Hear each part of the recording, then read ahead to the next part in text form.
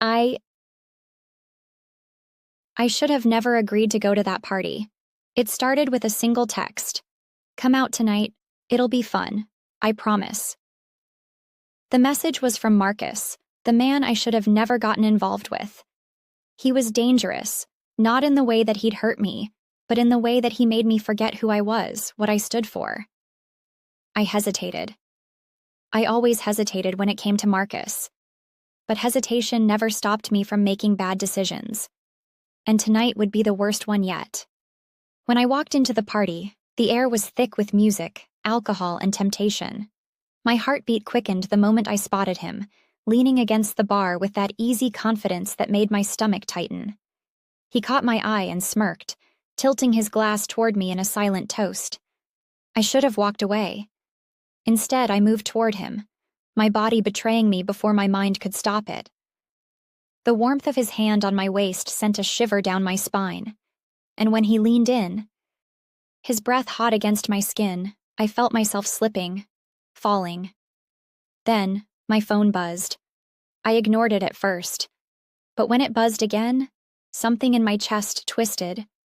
I pulled my phone from my purse, and the name flashing across the screen made my blood run cold. It was my husband. I stepped away from Marcus, suddenly breathless. Guilt and desire warred inside me as I answered the call. Hey, baby, I said, forcing my voice to be steady. Where are you? His voice was calm. Too calm. Out with some friends, I lied, glancing at Marcus, who was watching me with dark amusement. It's just a girls' night, nothing crazy. Good, my husband said, and my stomach twisted at the edge in his tone. Because I just ran into someone who said they saw you at a party, and not just any party, a party with him. I swallowed hard. Who? You know who. Don't play games with me. My pulse pounded in my ears. I don't know what you're talking about.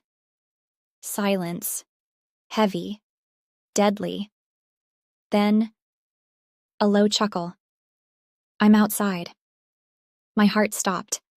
I turned toward the door, and there he was. My husband. Standing just outside, staring through the glass, his expression unreadable. My breath caught, and panic surged through me. Marcus stepped closer, lowering his voice. Want me to handle this? I shook my head frantically. No, just stay here. I forced myself to move, each step feeling like I was walking toward my own execution.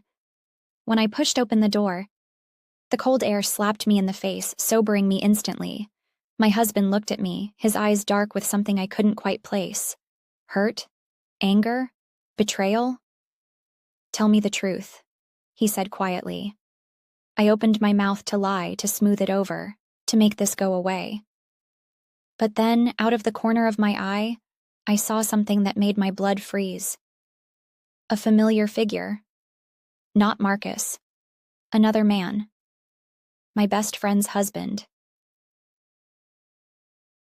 He was standing just a few feet away, with his hands all over another woman. A woman who was definitely not my best friend. My mouth went dry. My husband followed my gaze, and when he saw what I saw, his expression shifted. He looked back at me. You're not the only one with secrets tonight. I felt sick. I wanted to run, to pretend none of this was happening. But I couldn't.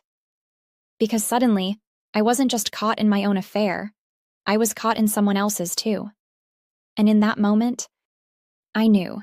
This night was about to spiral into something none of us could control.